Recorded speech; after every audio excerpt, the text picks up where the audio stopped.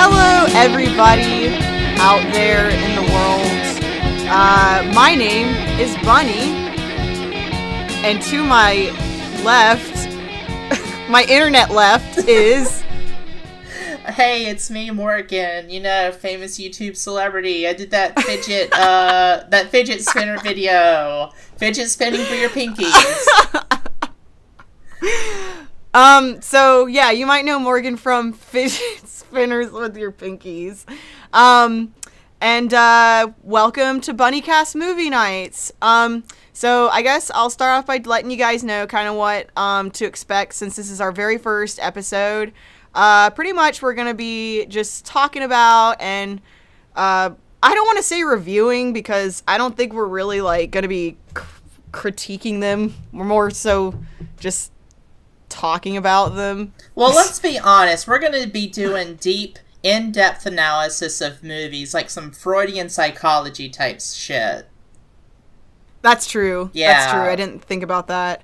Listen, I took 3 psychology classes in community college. I'm ready. Oh my god, you so have me beat there. Really? Yeah. Well, I don't know. Well, psychology-wise, I mean, I did music. Listen, 2 of those classes were really bad, trust me. They had some, like, very backwards ideas about certain demographics and people, so don't worry about it. Alright. I won't worry about it. Yeah. So, and pretty much, like, the movies we're gonna be talking about are gonna be horror movies primarily, and just really terrible movies that are just wonderfully terrible. So they're pretty much, you know, horror. It goes with the horror category. Yeah, we're gonna be doing those movies that you feel like you would see in like a Walmart 8-pack of DVDs. Exactly. Stranger from Beyond. Like not even the $5 bin, but literally like the 12 movie collection. Yes. Oh my like gosh. $5. That reminds me, have you ever been to, like, a Dollar General where they'll sell, like, used DVDs that are just, like, rewrapped in plastic? Oh my gosh. Wait, oh my gosh. Yeah, that makes me think, what? Yeah, they sell used DVDs and they just rewrap them in shrink wrap. But anyways, yeah, we're gonna do movies. Oh, it's just funny you say that because I was at Goodwill today, like shopping for my cosplay stuff, and oh my gosh, like when you go to check out, they have all the they have some like DVDs in the front, and I mean there was actually some good stuff, but then there was like, you know, they always have like the 90s yoga, and then like there was literally like a DVD in there that someone made from our area. Oh my gosh. They're selling it for like $2, and I'm like, wow. Okay. That's just someone's like gonna buy that, I guess. That's maybe. just like some gas station mixtapes you find in our area. Oh my god. So okay, so we're gonna be talking about movies on this podcast. If you didn't pick that up. Yeah, and so that's what's gonna happen. So, anyways, that's what you can expect. And I guess let's go into the main focus of tonight, the movie. So tonight's movie is going to be Trick or Treat. Not Trick or Treat. Trick or Treat. Yep, Trick or Treat. Exactly. Like I had to make sure I do what? Like if you need to know the difference, it's the difference between ore, you know, the type of mineral you find in the ground, and the onomatopoeia for screeching tires, like trick or treat. There you go. I feel like I'm talking nonsense, but go ahead. So before we kind of get into our thoughts on the movie, we'll give you guys kind of a little bit of background about what it's about for anyone who hasn't seen the movie. It was made in 2007. It's an anthology film. So it follows several different events and like storylines that all happen on the same night of Halloween. So it's there's four different Halloween there's 4 different stories of different people all happening on the same night in the same area. And the one element that ties them all together is the character of Sam, who's this little child in a orange onesie that looks very soft and comfortable, and he has like a little sack on his head, and he's so cute, and he's always hanging around, but his whole thing is he's there to make sure people don't break Halloween traditions. Do they mention his name in the movie? Because I didn't catch that he was called Sam. Oh my gosh. I just watched this movie, and I don't think they did. I don't think they actually... No, they didn't. No, you don't know anything about him. The only reason I even know that is because, like, I looked up the movie and about the character, because I'm like, who is this kid? Back, like, a year or two ago. And maybe they mentioned it in the credits somewhere or something, like... Probably. Spooky kids, that's your name, Sam. Yeah. That's Spooky Sam. Yeah. And, a thing I wanted to mention is, this is like 4 stories that's going on through the night, and it's interesting. I didn't know, like, halfway through the movie, I thought they were being told in order, but you realize that they're sort of happening out of sequence and sort of all sort of happening simultaneously to a degree. Yeah. Oh, yeah. So we can get into that as we talk about it. Oh, my, yeah, like, I have to keep in mind, okay, so I've seen this movie a couple of times before, but Morgan's only seen it, that was your first time seeing it, right? The other day? Yeah, I've only seen it once. So this will be really interesting, because I'm really curious about your thoughts, because, like, I have no idea what you think of this movie, and that's what I'm so excited about. Yeah. I heard about it, like, I don't even know how many years ago, maybe like 5 or 6 years ago, and I'd been meaning to watch it forever. I just never did. Okay. Yeah, that's me with a lot of movies, so that's totally cool. Yeah. Excuse me. So, pretty much... Great, now we gotta start over the recording. Right? I burped. Yeah. Oh, no. So... Gotta start all over again. Yep. Dang it. No. So the beginning of the movie starts with this couple, right? Are you asking me? Are you talking to me? Well, I'm sort of prompting you to to start synopsing the movie. Oh, okay. Oh, okay. Oh, man. Oh, I'm not good at that. I'm not good at, like, going through the whole, like, what happens in every sequence of event. Well, anyways, I'll try to do it to the best of my ability, but basically, the movie starts with this couple coming home from a Halloween night, and they're dressed up as, like, Star Trek-looking characters, sort of. Or at least the guy is, and the woman is dressed up as a robot. Wait, okay. This is actually one of the things I was planning on talking about, because, like, I don't even know what the guy is dressed as, because I was sitting there, like, looking, like, what is he supposed to be? And, because, yeah, the woman is obviously dressed in, like, a robot costume, but her husband is, like, a generic Romulan or something. It looked like a medieval kind of thing to me. I don't know. Oh, really? Like, but I could see that. He just had this, like, he looked like, I don't know, like a executioner, but without the hood. Hood? Yeah. Okay. Anyways, I got, like, a Star Trek vibe from him. Anyways. But, yeah, from what I remember, they're coming home from the events happening downtown, which, we'll find out later is this whole Mardi Gras thing. But they're coming home from Halloween, and, like, the woman's talking about, like, you know, I'm bushed. We need to clean up these, oh, wait, before they clean up the yard, she goes to blow out, like, a pumpkin, and the guy's like, whoa, you shouldn't do that. There are Halloween traditions and stuff. And there's this kid sort of watching, like, the POV we have is sort of from this low angle across the street, and it's like there's this cloth over the camera, so we're looking at them through this like trick-or-treater's eyes, and later we learn that's the kid Sam. And anyways, she blows out the pumpkin, breaking the tradition, so I guess that puts her on the death list. But anyways, down. Yeah. Well, we'll get to that. She's going down, man. That's what happens. That's why I love this movie, is like, you get punished for like breaking Halloween tradition. Like, that's how it should be. That's how passionate I am. Yeah, you're really into the Halloween stuff. Yeah.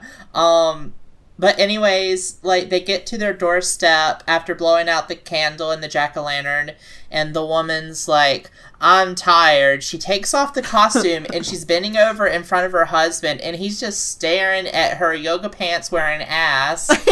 And he's talking about going upstairs, and she's like, oh, we've got to clean up the yard first. And he's like, I'll do it in the morning. And she's like, doesn't believe him, so she's like, I'll clean up, don't worry. And he's got this disappointed puppy dog, pathetic guy look on his face, and she's like, fine, put on the tape, I'll meet you up there in a little bit.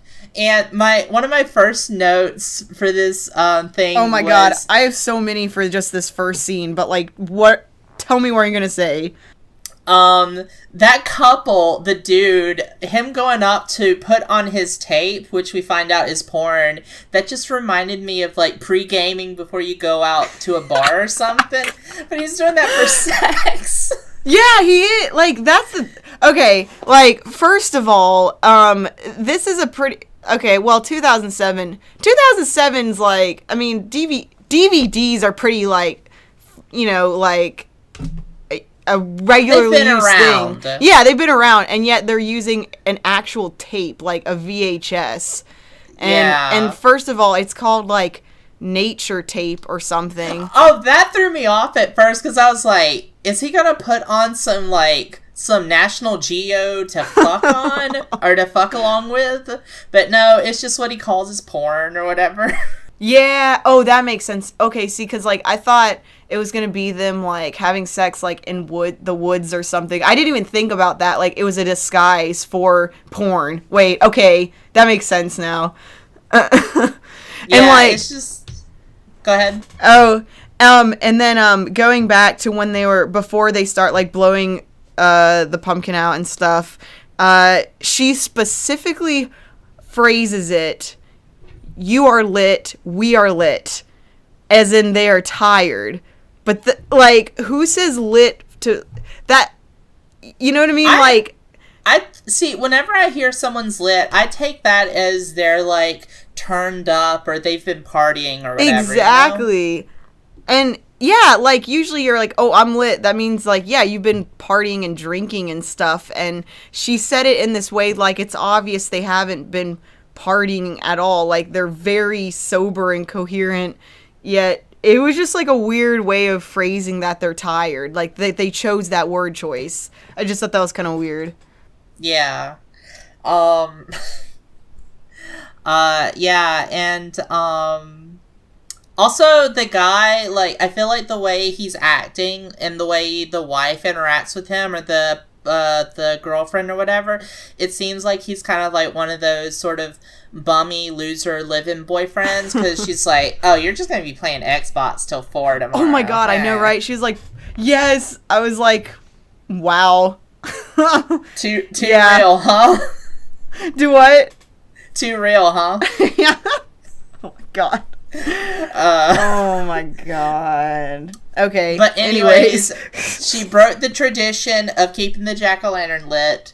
So she's that pumpkin's so lit. That jack-o'-lantern is so lit, fam. Anyways. But it's more lit than her. But anyways, yeah.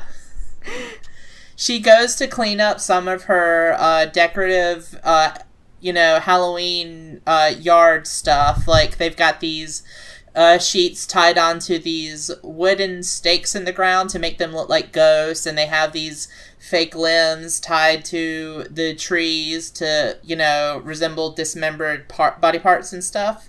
And as she's cleaning up, she takes the sheet off of this one stake in the ground, and it turns out to be that kid, Sam or whatever.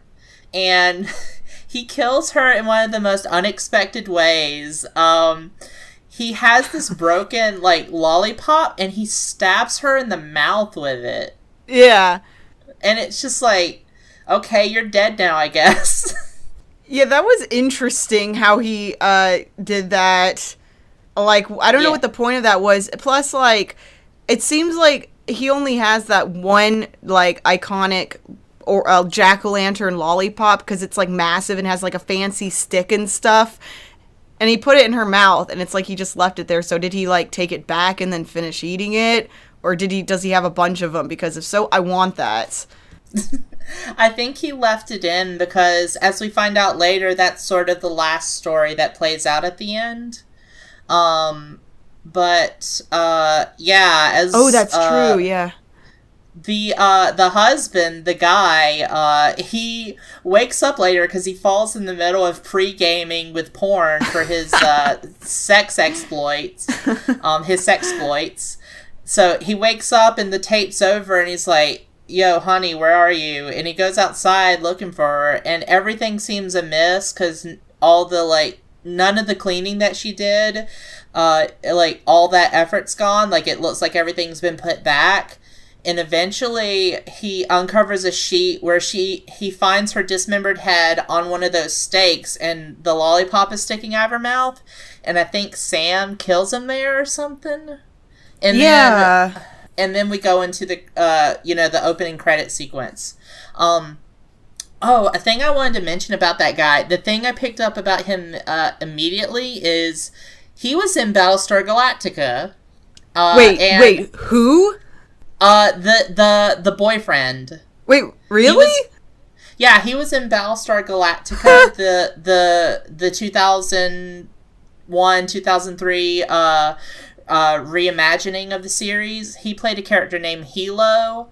And yeah, that was the first thing I remembered because I was about that guy because I was super into Battlestar Galactica when I was younger, and I still like it. I didn't even know that. That's awesome. Yeah. And so we go into the credits sequence, and did you have any more comments about that scene before we go forward? Let me see. One I had was one of the things I immediately noticed, looking at all the houses outside, is that's one of those neighborhoods in movies that is just so unrealistic. It's where every single house is decked out to a T in Halloween decorations. And it's I'm so confused by that couple and the woman because she just she doesn't see, they don't seem at all like they would be the kind of people that would be super into Halloween. And she even talked about how much she was into it. And did you notice that? How their house and everyone else's was super, all of them were super decked out in Halloween decorations. And it's that does not happen. Yeah, but I think it seems the way they portray this town in the movie, it seems it's super into the Halloween holiday. Yeah. And so maybe they were going along with that. But yeah, there is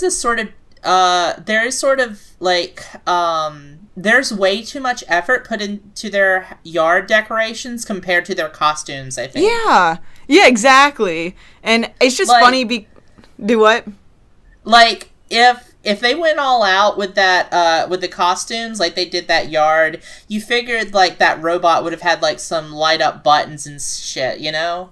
Yeah, really, because the husband, all he did was wear, the shirt with the wristbands and the collar thing on the outfit, and then literally she just had, a basic, kids cardboard robot costume that all she had to do was pull it all over her head, and she just had a jogging outfit underneath. And it's yeah, that makes a lot of sense that they went all out with their decorations, yet they barely put any effort in their costumes. And if anything, it would be like the opposite, and you would want to put more effort, I don't know, like in the costume if you had to choose. But I don't know, I it's just one of those things where I get it, it's a movie and everything, and they have to make everything look really presentable, and it's like on one hand I'm like frustrated, on the other hand it's like I'm living through the movie.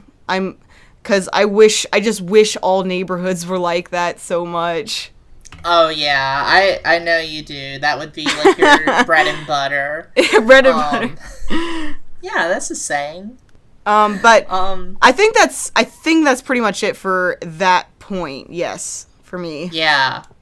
So anyways, we go into the opening credits, and it's presented in this sort of like comic book style. Like, we're shown these panels of comic frames that sort of go into the various, like, they sort of give us an idea of what we're expecting in the future, because they show these quick shots from the upcoming stories and stuff. And like, the only one I really remember sticking out was the one with the old crotchety man in the neighborhood, because it was like the comic panel was like, he knows what's going on and everyone else doesn't, or something like that. Yeah. But yeah, that plays out, and I think it's evoking this sort of Tales from the Crypt thing and sort of horror comics and stuff, and it's interesting. I really liked the intro. I really liked the comic book intro, and it makes me really want to read that if they made like a comic of like just Halloween. I don't know, like a Halloween anthology comic. That's just what makes me think of like a continued thing. That would be really cool. Yeah, that would be interesting. I think if you dug around, you could find like a lot of old stuff about horror comics, but I don't know if you want to go into like past stuff as much. I don't know. It's up to you. Yeah.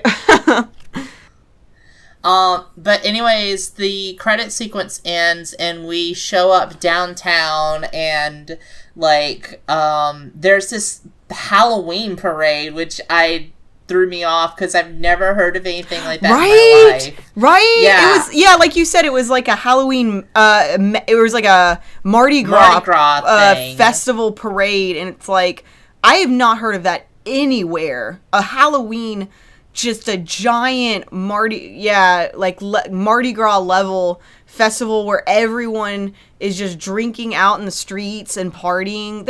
I've never even heard of anything like that. Yes. Yeah, that sounds like something you would be into, though, for sure. Absolutely. Yes. Yeah. But, yeah, there's, like, a news broadcast talking about, like, the town being super into Halloween, and they're having this whole parade and stuff, and everybody's drinking in public, and there's this, like, kid peeping around at these, like, changing booths while these 4 women are changing, and he's peeking in and stuff while these women are talking about their future plans that night, and they're being very lascivious and sexual and stuff. Lascivious.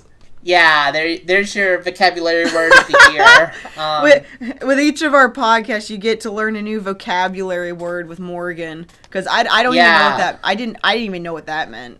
Just wait till I drop obstreperous someday. But anyways, this kid's being a little pervo, peeping into these changing booths, because for some reason those doors always have cracks. Always. And I'm always paranoid about that shit. But anyways, this mom's like, ladies, there are kids out here, after all their raunchy talk and stuff.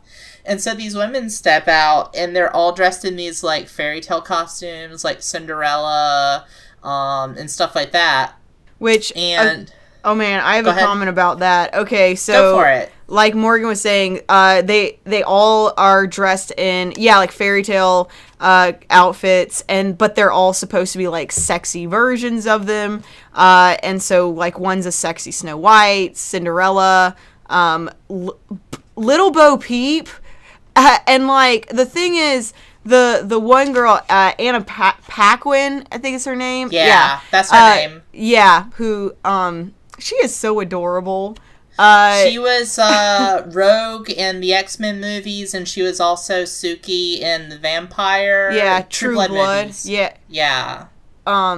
Which I need to watch more of that show. I only saw a couple of episodes, but it looked cool. Or I like the whole southern vampire thing. Civil War vampires. Yeah. But Anna Paquin steps out, and she's dressed as Little Red Riding Hood, I think. Yeah, and like the thing is, she's like nervous to go outside of the door because she thinks she looks stupid or whatever, and she's comments, and they're like laughing at her. And yeah, she has a really cool, like, just like a regular Little Red Riding Hood, like age appropriate costume. Like, it's cool looking, it's good, and they're saying she looks like childish in it, which I'm just like, what? She looks fine. And there's like the little Bo Peep. The other one has a sexy little Bo Peep costume, yet they're making fun of Anna. Like, that did not make any sense to me. Yeah, I just feel like, well, with the others, they had this very sexual demeanor to them, like, this sort of sexual swagger to them, and Anna's character was super nervous, and I feel like that's why she came off as childish, because she was sort of, like, naive in a way. She didn't have any cleavage with her outfit. Well, yeah, that too. But yeah, I just wanted to point that was the note I've had. Yeah.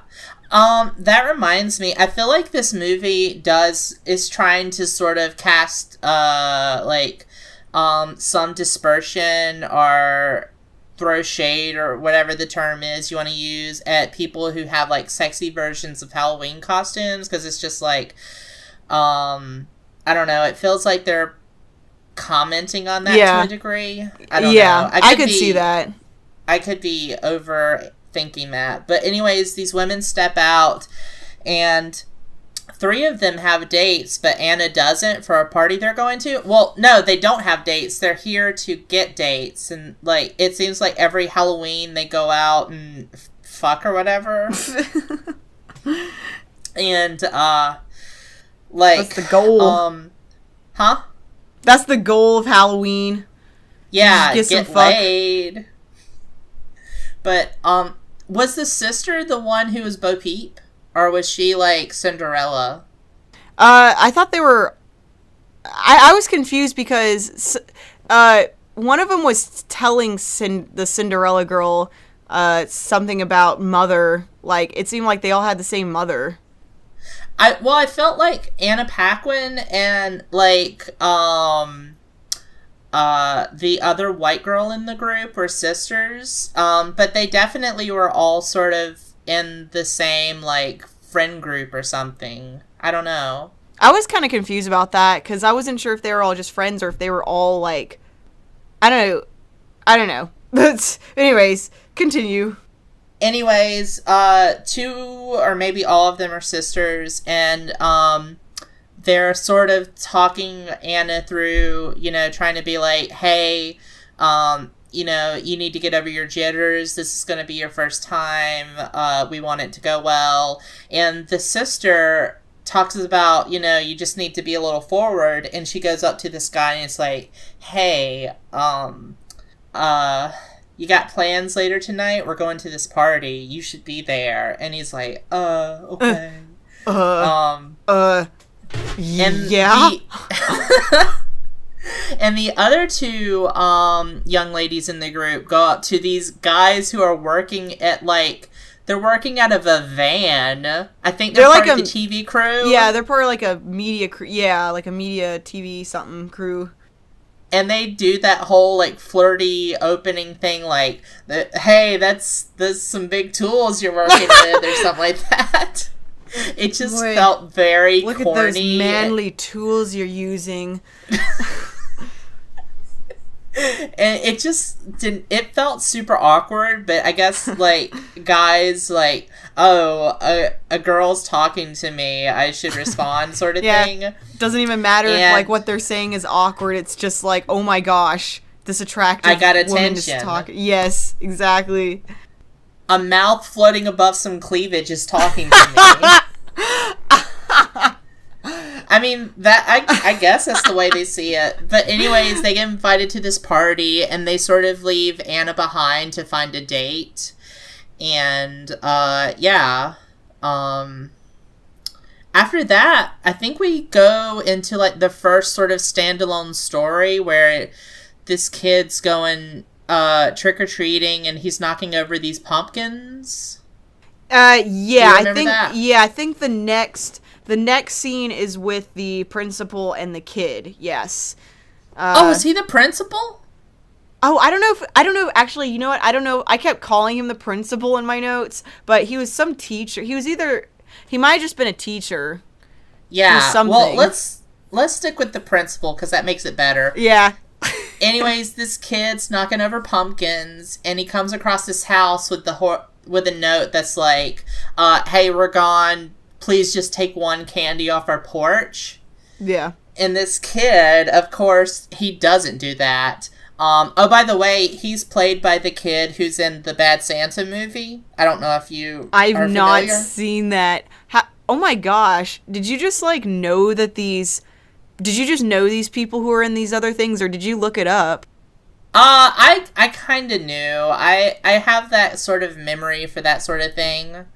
But yeah, this kid was in Bad Santa, and he was like a quiet dork or whatever. And in this movie, he's just a jerk who's knocking over like pumpkins and stealing way too much candy that doesn't belong to him. Yeah, it doesn't belong to him. And he gets caught red-handed as he's stealing candy. Like, the principal comes up and he's like, "Hey, kid, you know you're not supposed to be taking that much." And he sort of sits him down and has a talk with him, and it comes off very menacing. Yeah, that's a good way to put it. And, like, from what I remember, he's, like, being very low-key threatening to this kid. As the kid's digging into the candy he just took from this guy. And in the middle of this speech, he starts just, like, puking up, like, chocolate, like, liquid chocolate bile. Chocolate! Chocolate! I remember when they invented chocolate. You do that so well. Yes, thank you. Everyone, like, be prepared for random SpongeBob references. Just it's gonna happen. It's gonna happen. Yeah. So you're gonna feel it, Mr. Krabs. You're gonna feel it.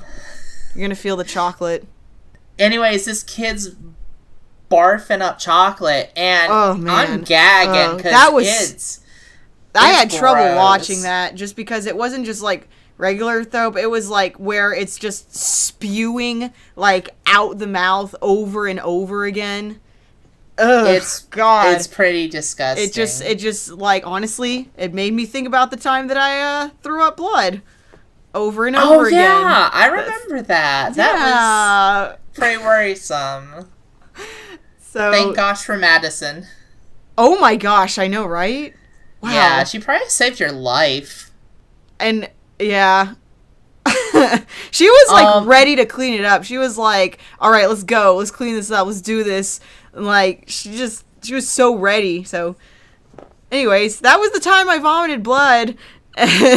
Yay. So this kid's throwing up really bad, and he sort of passes out after a while.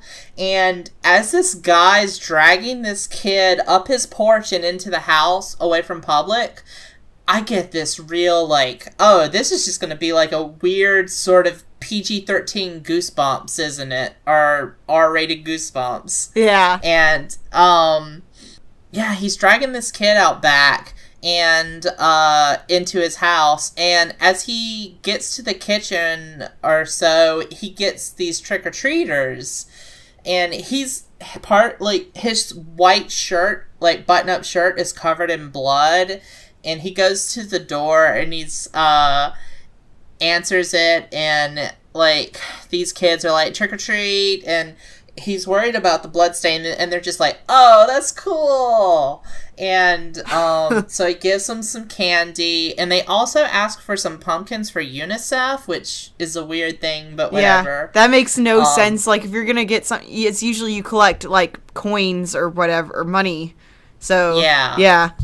But anyways, he gets them to go away, and this guy, he drags the kid out to his backyard after getting rid of the trick-or-treaters, and he uncovers this hole he has dug, like this grave site, and yeah, in his backyard, like, there's, like, something next to the hole he's digging into. Yeah, I think, isn't it the pile of dirt he's gonna uncover, like, cover it up with, or? Oh, yeah, maybe. Yeah. But anyways, as he's going to push this kid into the hole, his son from the second story is like, Dad! Dad! And he's asking, like, he's letting his dad know he was back from trick-or-treating, and he's having trouble with the jack-o'-lantern. He can't cut out the eyes properly, and he needs some help. Yeah, and then his dad is like, oh, what? Oh, that reminds me. That's what the guy was being threatening about with the kid on the porch. He had, like, a pumpkin, and he was carving out a jack-o'-lantern and being very menacing with the knife. And right, yes. Vaguely threatening. But anyways, the kid's asking for help with his pumpkin, and the dad's like, shh, keep it down. I'll be right there. Just... I love that, because then he was like, the kid just keeps yelling back at him, and then he's like, go put on Charlie Brown. He's like, Charlie Brown is an asshole. I just, like, it makes me laugh because it doesn't really make any sense. Like, Charlie Brown how is Charlie Brown even an asshole? He's just saying that because he wants to. Maybe he's, like, so, like, he's at that level where, like, you know, some people who are, like, mega depressive, like Charlie Brown is, they're sort of selfish like assholes, and maybe this kid's just aware of that. I don't know, like, maybe we could get into some deep stuff with that.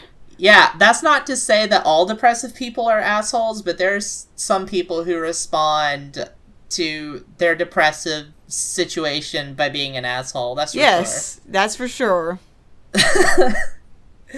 But anyways, somehow, like, the guy gets the kid to go back in, and this dog from next door starts barking at him underneath the fence. Like, he pokes his head underneath the fence, and this dog is barking at them, and this guy can't catch a break, because at this point... He's just trying to bury a dang body. Yeah. Just trying to, like, do his little thing, like... Yeah, keeps getting interrupted. Poor guy. Yeah. At this point, he cuts off a finger from the kid's body and throws it over the fence to distract the dog. And then the presumed dead kid starts moving around and moaning. Yeah. And the guy... He's having to quiet this kid down with force while trying not to make too much racket. And then the old man next door, you know, hears some shit, and he's like, what are you doing over there? I've got a gun. I'm in the NRA. Yeah, he is like, I have a membership to the NRA. God, that was, oh, man. The NRA. Like, whatever. But anyways, the guys... talking back and forth to the neighbor, the principal, and the guy, and his excuse for being in a hole in the middle of the night is he's fixing the septic tank. And the guy is like, well, fix it. It smells like a dead whore out here. And it's like, not a dead body, a dead whore, specifically. Yeah. Apparently they smell different. But, anyways, he gets the guy to go back in and stuff, and he finally finishes burying the body or whatever, and inside we come in, and the guy brings his kid downstairs to the basement. Oh, yeah. And And that's like, okay, so before that scene, I was confused because I was like, they kind of pan over the kitchen, like, area, and, because, the principal poisoned the boy, obviously, who he buried, and that you see that he has, like, poison and, like, containers around the candy in his kitchen, where he and his kid are talking. He has a whole station and poison candy and stuff out in the open where his kid just can walk by. Yeah, and so that confused me off. before, like, the next scene. Yeah, and when the guy's walking his kid down to the basement, he has this sort of menacing look on his face, and you're thinking he's gonna kill his kid for being annoying or whatever. As he's walking this kid down to the basement and they're getting ready to cut the jack-o'-lantern, he sets the kid up at the table, brings a knife behind him, and sort of stabs.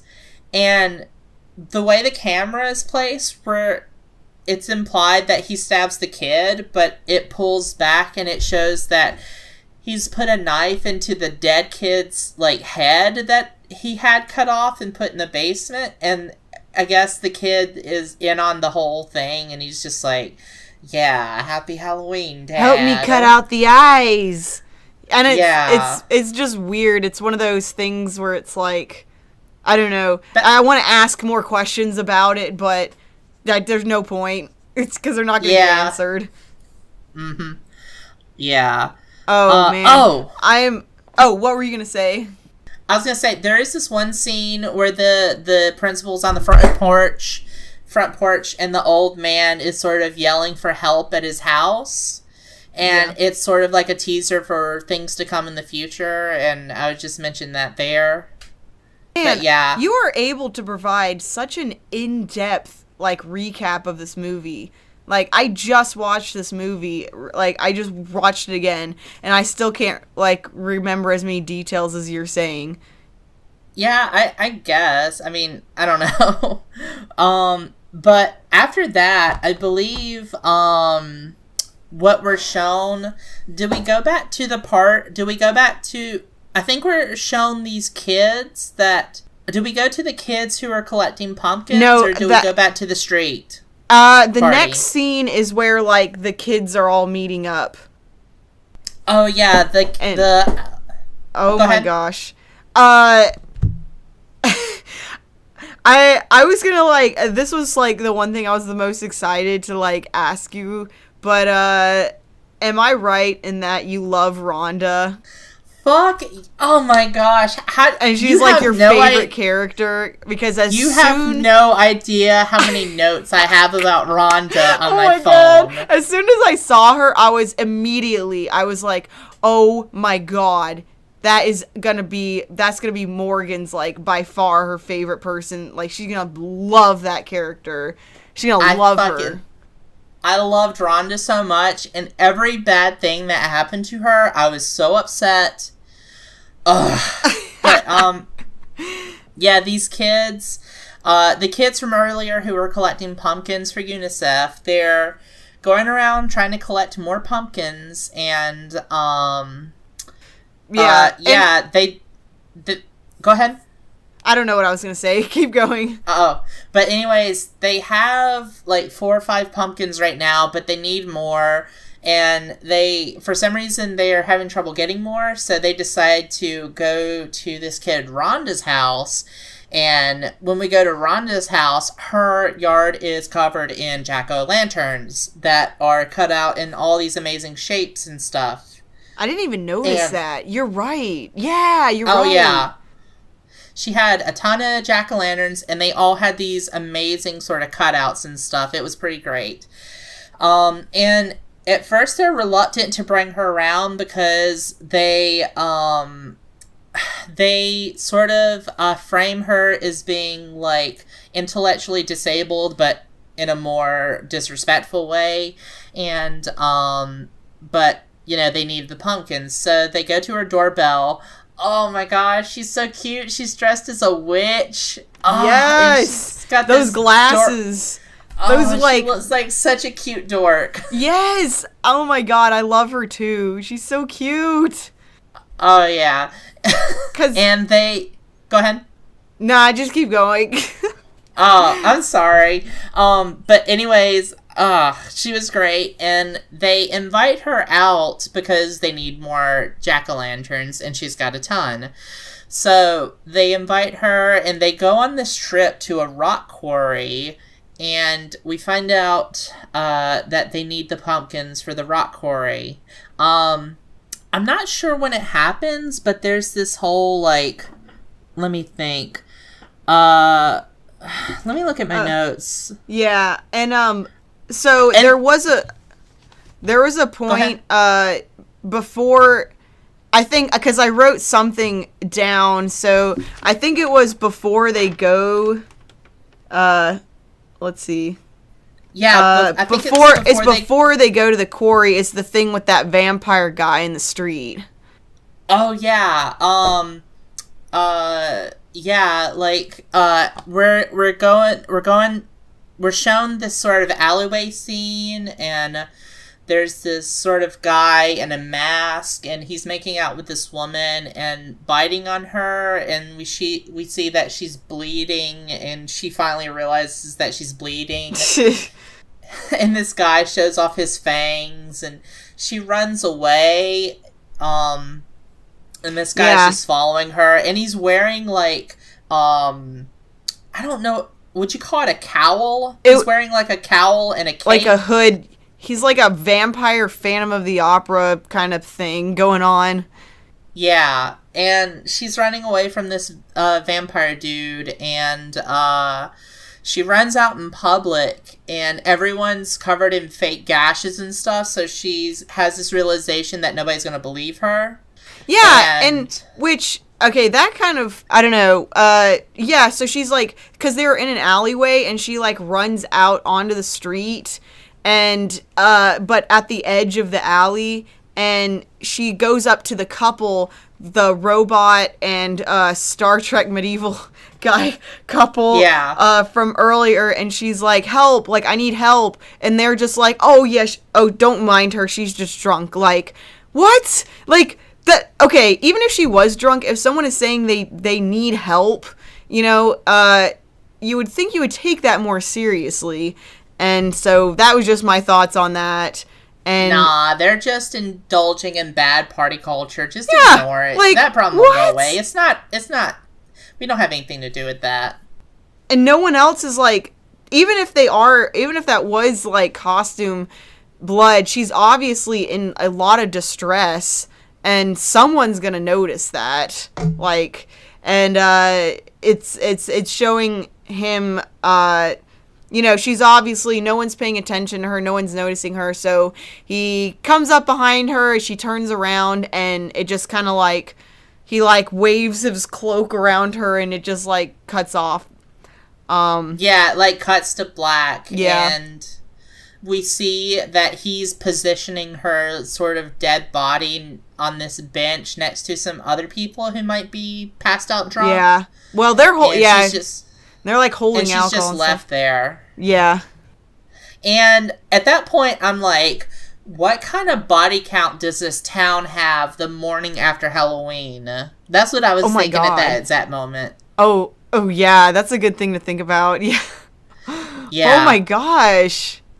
Oh, I was looking over my notes, and I just missed something. Oh my gosh. So before the kids go to Rhonda's house to get pumpkins, they actually go to this other place where they find their teacher dressed up as a sexy cat. That's right, I forgot about that. And she's drunk, and she's behaving very inappropriately and offering these kids alcohol. Yeah. And I swear there's a furry orgy going on in her living room that these kids can see. And it is the most inappropriate thing. Yeah, they're all like, they're mostly in animal themed costumes. And, yeah, she's just so disgusted at the fact that they want candy over alcohol. Like, she's just like, oh, fine, here's your candy. And yeah, and she ends up giving... No, this is later that the kids get a ton of peppermints. Never mind, but go ahead. Oh, I was pretty much done. Yeah. But yeah, anyways, that covers the whole vampire thing at the beginning and what I missed about the kids going to get pumpkins and coming across an orgy. Furry orgy. Yeah, I'm telling you, they're having a furry convention, rave night orgy or whatever.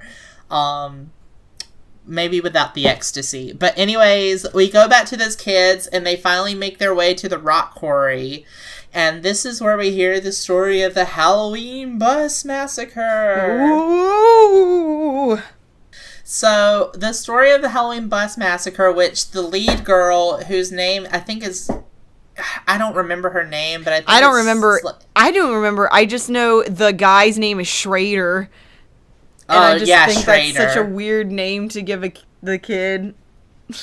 Yeah, I'm sure the writer was like a big fan of like Drake and Josh and wanted to name the kid after Dan Schrader, whatever. That's the director of Drake and Josh. But anyways, like the lead kid in this group, who's this girl dressed up as an angel, she starts telling the story of the Halloween Bus Massacre, which the story goes, there were these kids who were, like, disturbed in some way or something, so they had to go to a special school on a short bus, and, like... The thing, though, is, like, you don't know if they were, like, actually mentally disturbed or if they were just, like, autistic. They didn't really clarify that, because they could have just been, like, you know what I mean, like... Yeah, they're very vague about it and stuff, and it's just sort of weird, and, like, they don't want to touch on, like, sort of, neurodiversity, without getting super serious into it, so they just use these sort of blanket terms of, like, they're disturbed kids or whatever. But anyways, maybe they are disturbed because they're all dressed up in Halloween costumes. I don't know. That was the thing, okay, about that was, yeah, so, because, like, what's going on is they're all on, it's Halloween, and they're all on the bus, and they think they're going to school, and they're all in their Halloween costumes, and the driver makes a turn on a street that one kid is like, this is not right, and he's like, wrong way, and he just keeps saying that, but, like Morgan was saying, how... Go ahead. Oh, just like how, yeah, that was the thing is like, you know, all of their outfits were all their costumes were especially disturbing looking. Like, none of them were just like kind of normal or cute. They were all like especially creepy. So, yeah, it's hard to say what exactly was their deal, but what were you gonna say? Oh, I was gonna say the girl telling the story, she's talking about this whole time, like, these kids, their parents are kind of fed up with taking care of them and attending to their special needs and stuff, so they plot with this bus driver to get rid of the kids. And one of the kids, who's dressed up as a Dracula, he notices, like, halfway through the trip that they're going the wrong way because the bus driver takes a turn that's not on their usual route. And, yeah, he starts chanting wrong way and stuff. And that's where we come to the rock quarry in the story. The bus driver stops at this rock quarry, and I'm guessing he's going to toss these kids over a cliff or push the bus off a cliff or something. I wasn't sure about that because he can't be... What? I think he was going to push the bus off the cliff because he checks to see that the kids are locked up in their seats. These kids are chained to their seats. And, like, armbands and, like, and it makes me wonder... I wonder if they were chained all the time on their way to school, or if that was, like, you know, because if that kid was able to notice that they were going a different way, a route that day, but it's like, I wonder if they are always chained when they go to school, or if that was just something that happened that day. But if he was gonna push him off, how would he be able to how is he gonna push a bus off a cliff? Just put it in neutral and, I don't know, just start get pushing. Off the bus real quick?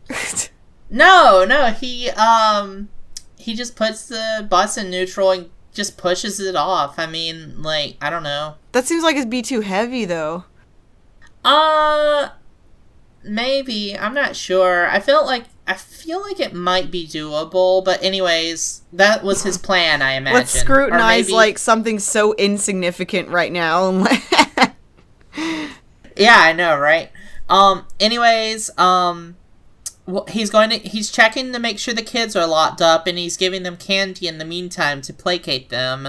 And the Dracula kid knows something's up, and he somehow gets out of his, like, lock, his sort of restraints, and he ends up getting at the driver's seat and putting the bus into forward, and he drives off the cliff with the bus driver inside. And this like, the story goes that the kids drowned that day, and the bus is still there, and if you listen, you can still hear their screams. And you know, the usual. Yeah, the usual stuff.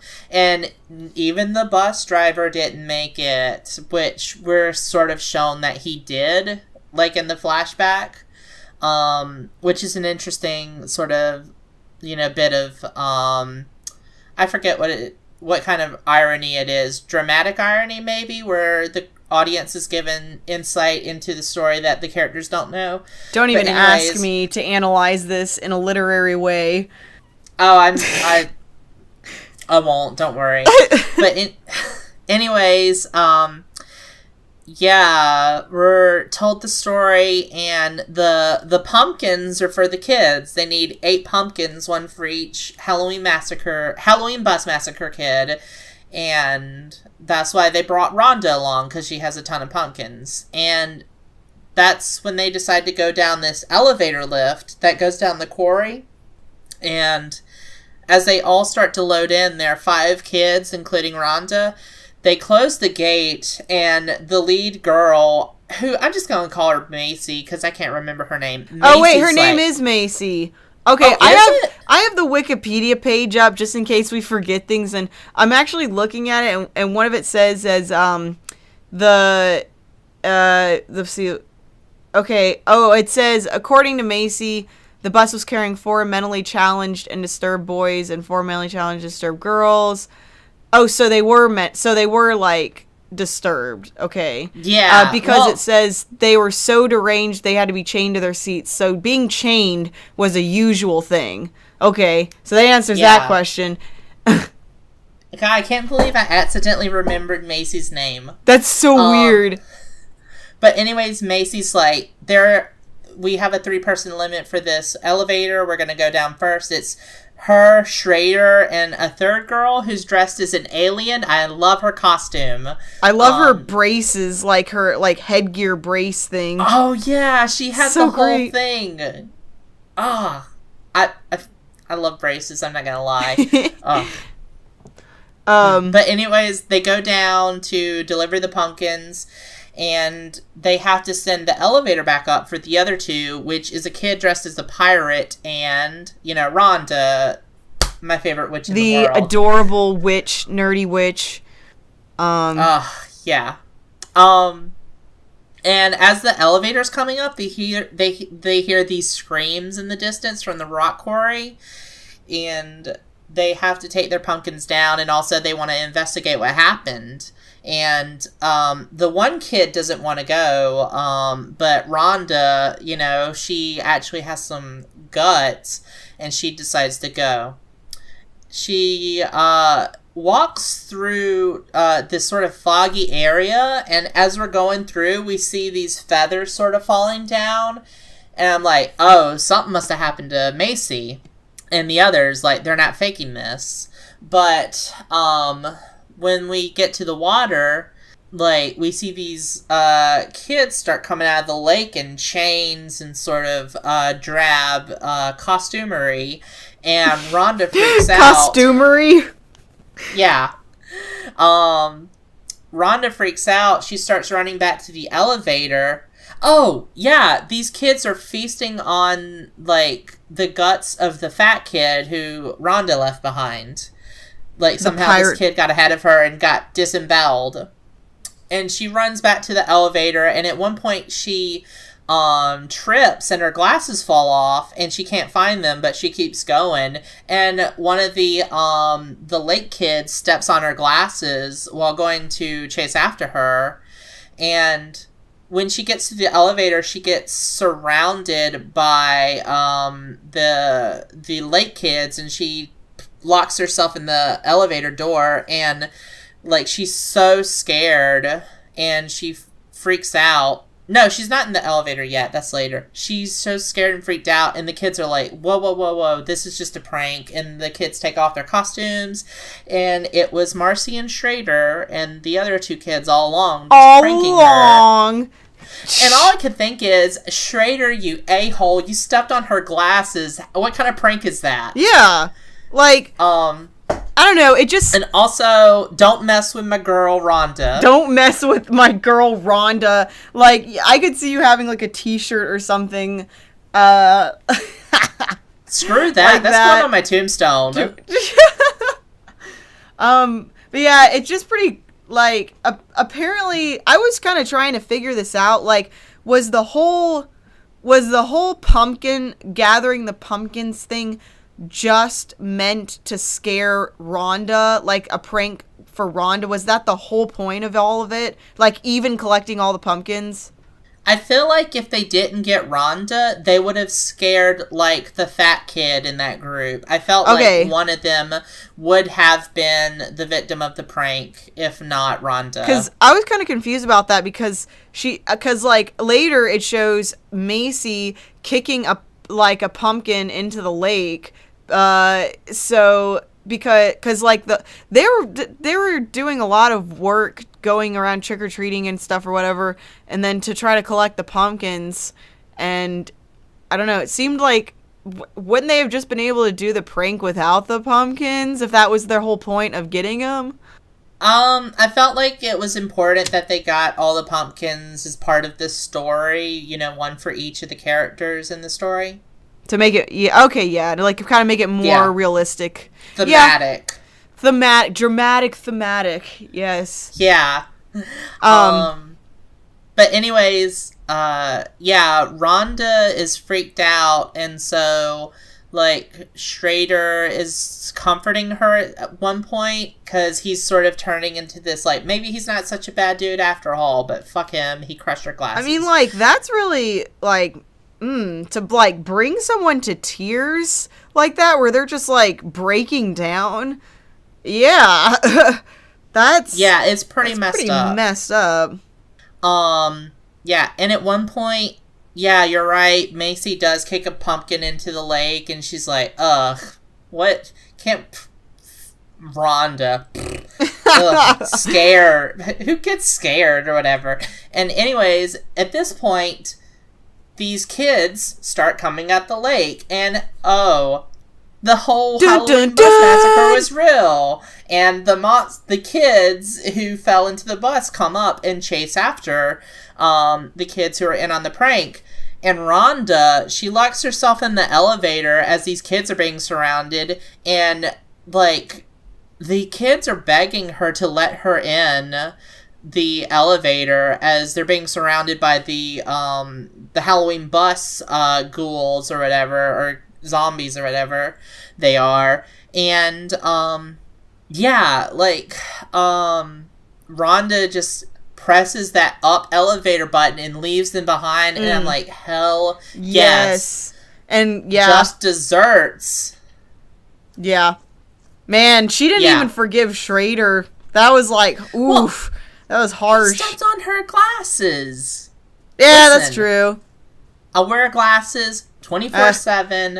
If someone crushed my glasses intentionally, even, like, I would be mad, and if they just said, "Oh, it was just a prank, dude," or whatever, I'd be even more upset. But anyways, she leaves him behind to die, and that's the end of that story. And as she's leaving, you see, as she's like coming up after she comes up the elevator, you see Sam just kind of hanging around. They just pass by, and she just kind of sees him and just keeps going on with her business, and they don't interact at all. So I thought that was kind of interesting, and she just goes along with her little wagon, her little jack-o'-lantern.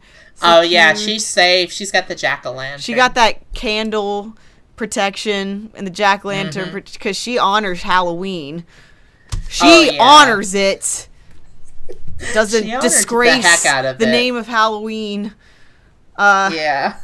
So that's another thing that they mentioned in this town. At certain points, they're talking about ancient traditions and stuff, and even Rhonda's talking about the pagan holiday Halloween is based on and stuff. And yeah, she's honoring the traditions, and these other kids are just partying it up and disrespecting jack-o'-lanterns and offerings and stuff. Yeah, because the whole thing that I was trying to think about, which, well, we can talk about after the last part, but pretty much was the whole point of Sam being there is people breaking Halloween traditions. So after I read about that, that was, because I didn't realize that was his purpose until after I kind of read about it. I thought he was just like the Halloween dude, like the Halloween mascot, interpretation, but no, it is specifically if someone breaks it.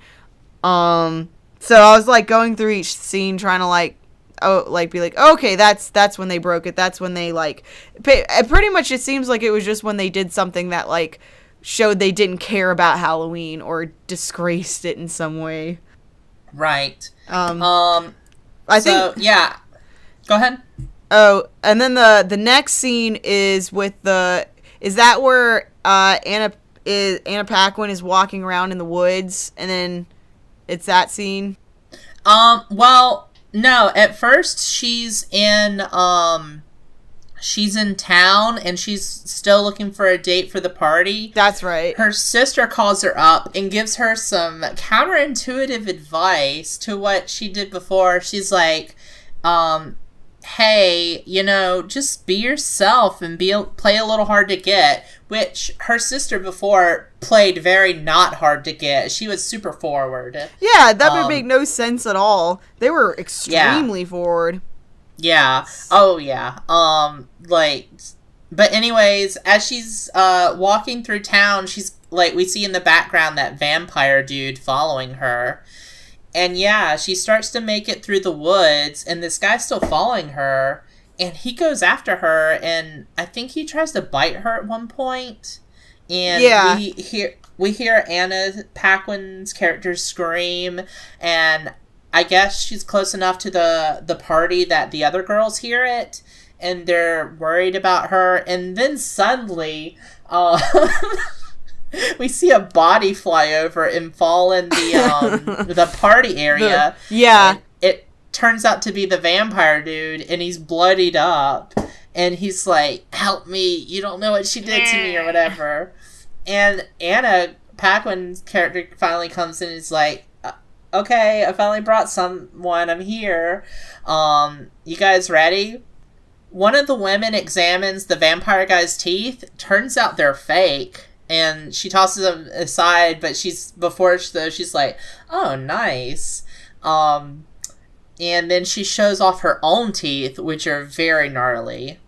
Very gnarly. Yeah. Oh, yeah. They're all they're all jagged and fangy, and they're pretty cool looking. I like their interpretation of the fangs.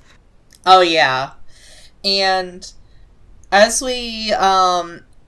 the scene goes on, they sort of start turning into these, monsters. Oh, wait. Before that, wait. Yeah? But was it before that or after? No, wait. Was it before or after that they showed who the vampire guy was? I think it was before. Oh, yeah. They take off his mask, and it turns out to be the principal dude from, the first story. Is, creeping me out because he's, trying to be all, sexy and stuff. like with his female victims, and I'm like, ugh. After finding out like who it was, I do remember before he was like, he did yell at his kid at one point, I can't spend time with you tonight, I have a date. Yeah. Oh yeah. Yeah, and I guess his date was him going off and preying on women. So that guy was not age appropriate for that costume. No. Yeah. It was just kind of weird. So, so you see it was the principal guy, and he was the one who, killed the kid who was eating the candy, and, so I'm still wondering what his deal is exactly. Does he just, because he killed that kid and was, like, carving his face with his, child, and then he's going and, like, killing these women with his fake vampire teeth and trying to be all vampire-y. It just, I wonder what his, like, motives are exactly with killing people and who he chooses as his victims and why he chose. I'm, like, thinking about the psychological reasons why there's no pattern with it. It was just kind of random. Yeah, I feel like he just may have been someone who just wanted to kill. Yeah, I just feel like I just like killing people. And I feel like that town legit does build up a body count during Halloween. Yeah. So, and he's just taking advantage of that. But yeah, he's revealed and he's freaking out because, like, oh, this little girl dressed as Little Red Riding Hood, which she's a grown-ass lady, whatever, like, got the best of me. What's happening? And then all of a sudden, like, we see all the women pairing off with their men, and they start turning into monsters and stuff, werewolves. Yeah. And Anna's talking about how it's her first time and she's nervous. She climbs on top of him while he's like, that whole scene of them transforming into the werewolves is like so sexual. It's so erotic. Oh my gosh. Yes, them. Like, the way they transform in this movie is they don't morph. They basically tear their skin off. Yeah, it's really interesting. But they're just so sexual about all of it, and like all the shots are like zooming in on their cleavage before they like take off their skin. But it's like they're just like dancing around like that and playing friggin' Sweet Dreams by Marilyn Manson. And and then they're just like pulling the skin off, and it reveals first it's like their muscle, but then you see they turn their hairy werewolf forms, and they just started like attacking their victims. And I thought that was really cool, just because when I first watched the movie, I did not expect that at all. The whole time I'm like, what is their deal? And so I thought that was a cool twist. I like that. Yeah, like you were talking about it being very sexual. Oh my gosh, when the sister helps Anna with her transformation by cutting an incision into her skin down her spine so it tears off easier. Oh my gosh, that was too hot. I know. And the whole thing was she's like the nervous one and all that, and the inexperienced one. Yet when she like gets on top of him, she's just like super like sexy and confident and just like getting into it and everything. It's so great. Yeah, I really like how they framed it as this sort of like sexual thing at first. Like, they were going to this party to have sex. No, they were going to this party to feast. And I love how they sort of played off this whole sort of sexual nervousness, but actually it was just nervous to kill murder people instead. Yeah. We should probably move along to the last scene. Yeah, we're pretty much almost done. The last scene is with the old man neighbor, who apparently, according to the credits, knew what was going on all along. He's sitting in his house all by himself. Oh my gosh. Yeah, like he's like watching a cooking show, and he goes to flip between whatever else is on TV, like channels that he gets, and all of them are Halloween related, and he's getting annoyed, so he goes back to the cooking channel, and I'm like, what? I wish like every TV channel was just playing something related to Halloween on Halloween. Right? like, yes, force people to watch it. Before that, though, we're shown he's at a fireplace and he's throwing these photographs in a fire, though. Yeah. That's right, and then, like, after he gets rid of his, his trash, he's got to burn these photos that he doesn't want around anymore. Then he goes to the very appropriate television channel, selection.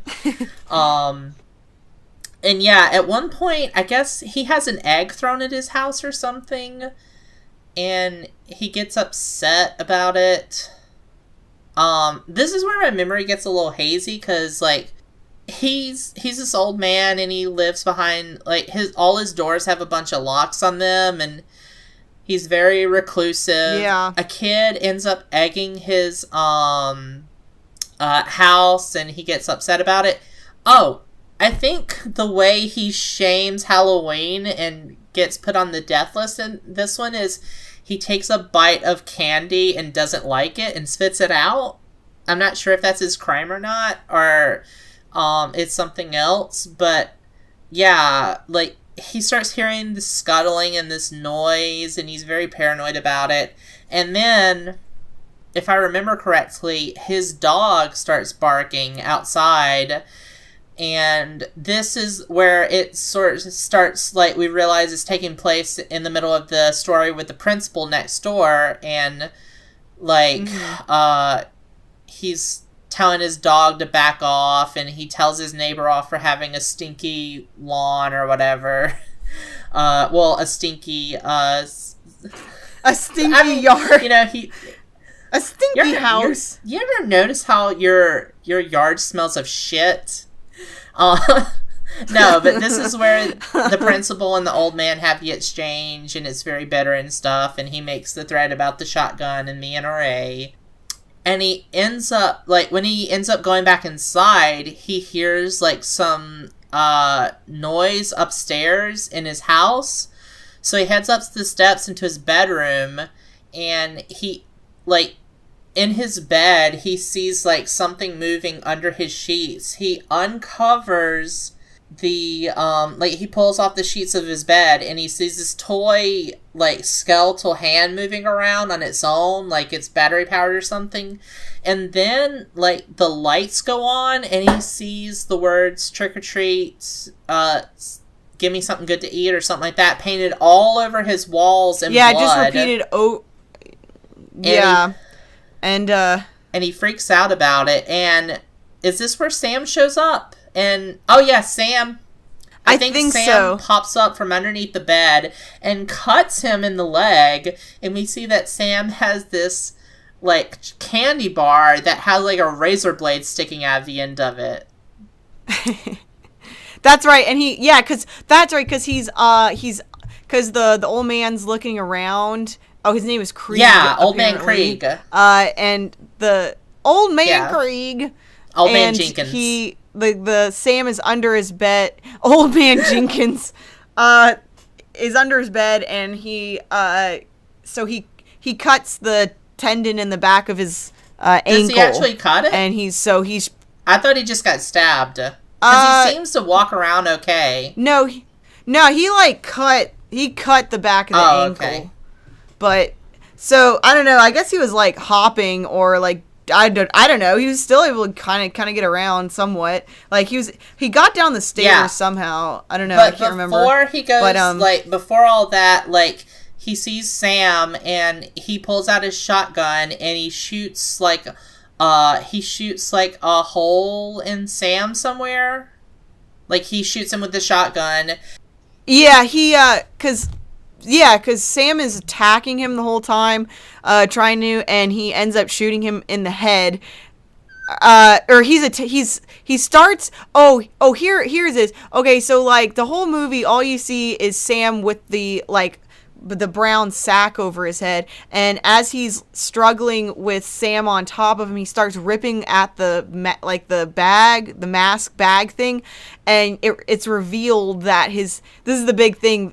Underneath, he has, like, a skeleton pumpkin head, and it's really interesting, and I like how they do it, because they just make him so Halloween-y. They make him, his head is is like pumpkin-y, but he has like a skull face. And it's really cool. And he gets him off of him somehow. Yeah, he shoots him, and then he shoots him again, and he like shoots him in the face. And he's like slams up against the wall, and he actually has like pumpkin guts coming out of his face, like the stuff in the pumpkin. Like, so I love that. At a certain point, I think he shoots Sam in like the torso or one of the limbs or something, and pumpkin pulp comes out. Yeah, and pulp guts, pumpkin guts. This just like Halloween creature is just like a pumpkin golem or something. Pumpkin golem, yes, or something. But anyways, the guy heads downstairs because I guess he thinks he's killed Sam, and he settles down in his chair, but then he gets a ring at the bell, and he has these trick-or-treaters, and he gives each of them the largest amount of peppermints I've ever seen. Just, they all get a handful of peppermints, and a couple of them get, like, spearmint candy and maybe, like, a butterscotch. Hard candy. But I quite love hard candy, honestly, but... yeah, I mean, if I was a kid, I wouldn't be thrilled about it too much. But the little girls, they were so nice still. They were so sweet. And as he closes the door after giving them candy, we see this shot of the stairwell. And Sam is crawling along the ceiling towards Old Man Krieg, drops down on him by the doorway. And somehow during the tussle, like, Old Man Krieg has run out of shotgun shells from shooting him so much, I think. And he ends up in his chair, and I don't remember how it happens, but I think he picks up, like, this basket he has and holds it towards Sam as to shield him away or shy him away. And the candy bar is in it from before. Sam... attacks with his lollipop. It gets stuck in the candy bar. Oh! And... I totally said what happened after that scene. Oh, it's alright. And anyways, he gets the candy bar from Old Man Krieg that way, and I guess he accepts it as an offering for Halloween, and he leaves Old Man Krieg alone. And I think at that point, he opens the front door again for some reason. I don't remember why, but Sam is looking out. He and Sam are looking out, and across the street we see the couple from the beginning in the robot costume and the fake Star Trek costume / medieval thing, you say. And he goes across to punish them after they blew out the jack-o'-lantern. And I believe... Jack-o'-lanterns. Jack-o'-lanterns. And I believe that's the entire movie. Yes. Yeah, I think that's it. Pretty much, yeah. Because that was the ending scene. Because it's kind of like, all right, you learned your lesson about Halloween. That was way too long. Or something. I basically summed up the movie in the amount of time you could watch the movie. But anyways. You actually... Yeah, you literally did, because, like, I was watching it, and I have it, I was watching it on my computer, and so it shows, like, the amount of time the movie is, and it's an hour and 22 minutes. But anyways, that's Trick or Treat, the entire movie. So, now you guys don't even have to watch it. Like, you guys can just listen to our podcast and get the whole movie. Get the whole movie recounted to and you then some. Without all the imagery or anything. Or music. Yeah, because who needs that? Oh, one thing that I really liked about the design of the character Sam, I really liked how he looked like just a kid in a weird mask, but he also reminded me, I don't know if you've played the game Nier Automata or Automata, whatever it is, the newest Nier game that came out earlier this year. But he looks like one of the robots in that game, based on his face mask. I know what you're talking about. I've only played a demo. I've played like a demo of it, and I've seen it a lot, but I know exactly what you're talking about. Yes. Yeah, I really liked how his design was reminiscent of that to me. It just, or whatever, vice versa.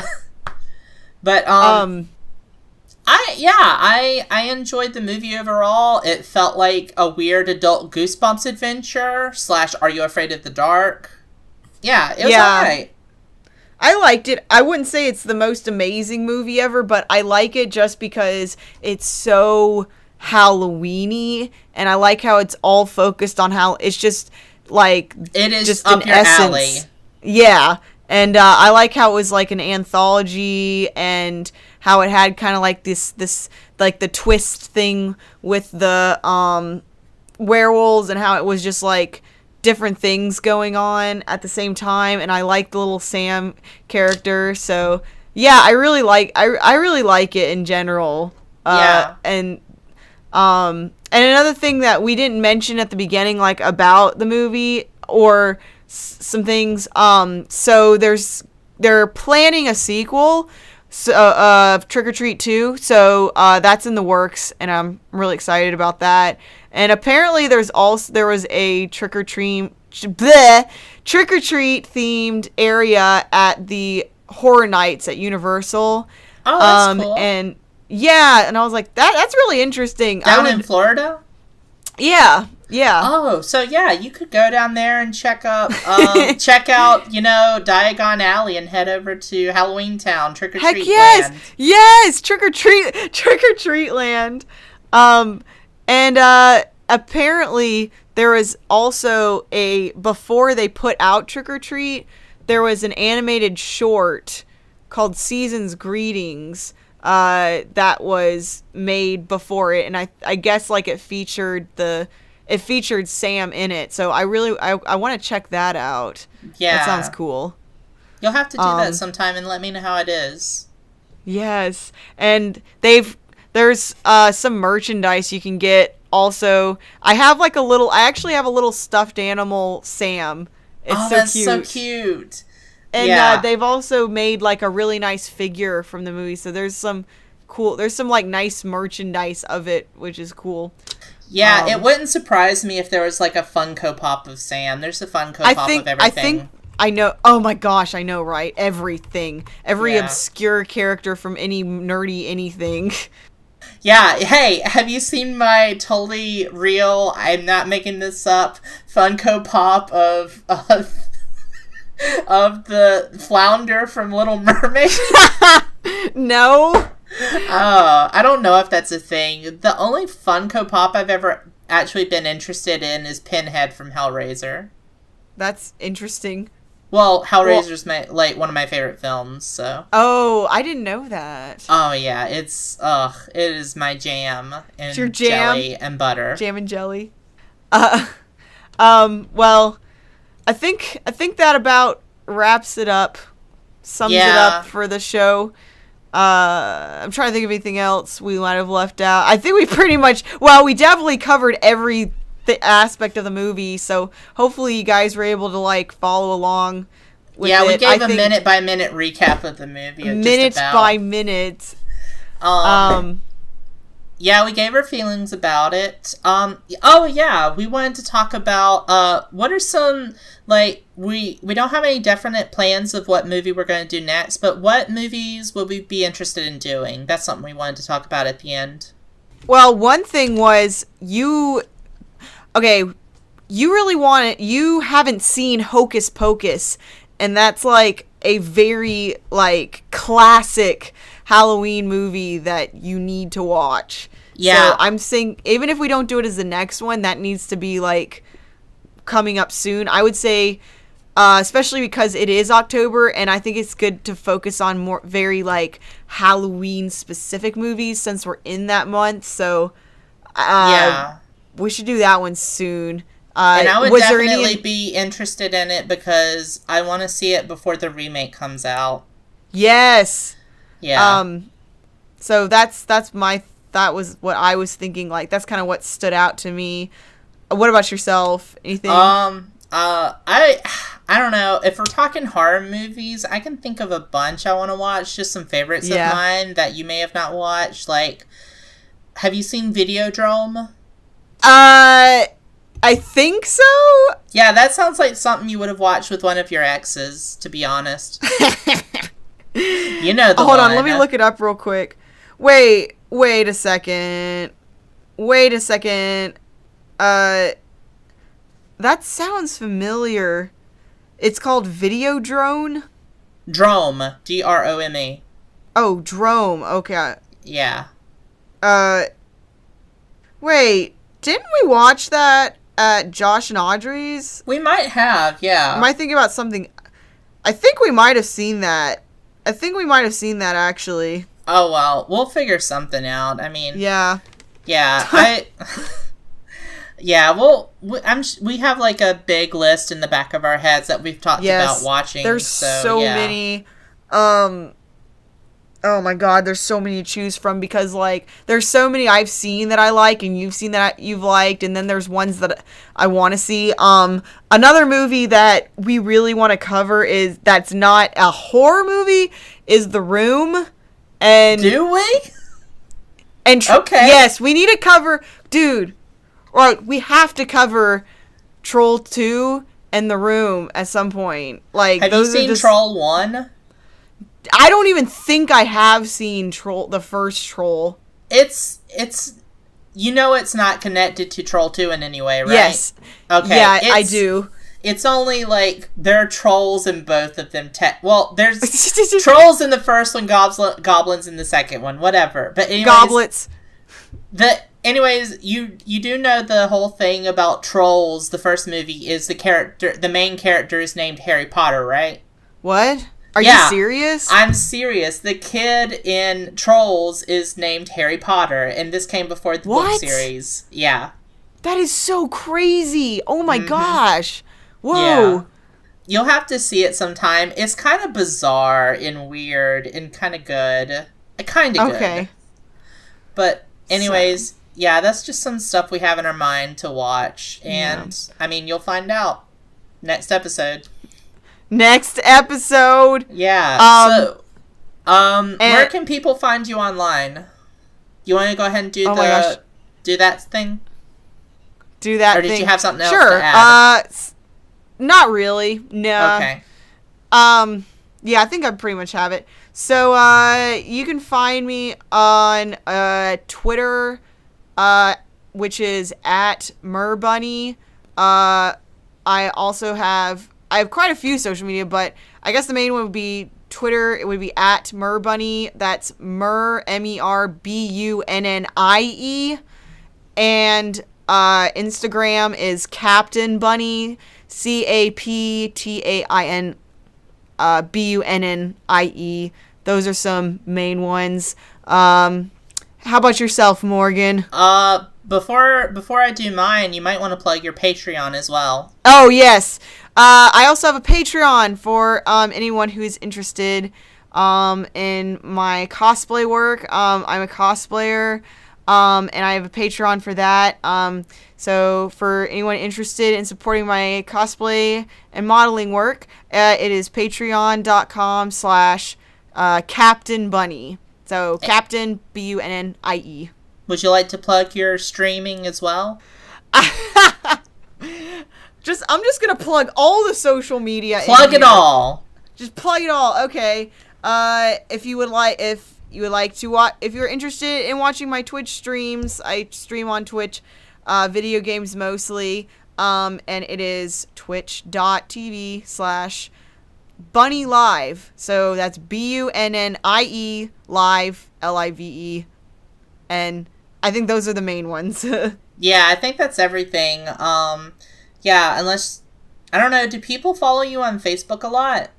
I don't know. That's like, you have a page, right? Like a fan page? I have a Facebook page. So but that one's also MurBunnie, so MERBUNNIE. So pretty much any of my social media, you can find me either at it's my name is Bunnie, BUNNIE, or it's gonna be some sort of variation of either MurBunnie or Captain Bunnie, other than my Twitch, which is Bunnie Live, and then this is Bunniecast.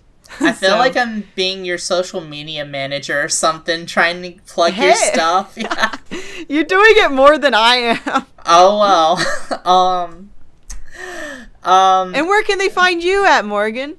You can find me online on twitter.com at Personal Corpse. PersonalCorpse. Personal Corpse. All I do is retweet a lot of stuff I see on there. A lot of it's funny stuff. Occasionally it gets a little, like, topical, but yeah. Topical? Yeah. Whenever you say that, that just makes me think, like, a topical cream. Oh, yeah, a topical cream full of, I guess, ire for the political scene in America or whatever. There you go. Yeah. Anyways, yeah, that's where you can find me. Feel free to not follow me there. Okay. So yeah, I think that about wraps it up. So, hopefully we will see you all next time for the next episode. Everyone, good night. Yeah, good night and keep it good. It's all that Keep stuff. it good. Yeah. This episode's opening and closing music was taken from Something in the Woods by Krackatoa. You can find more of their music at krackatoa.com. That's KRACKATOA.com.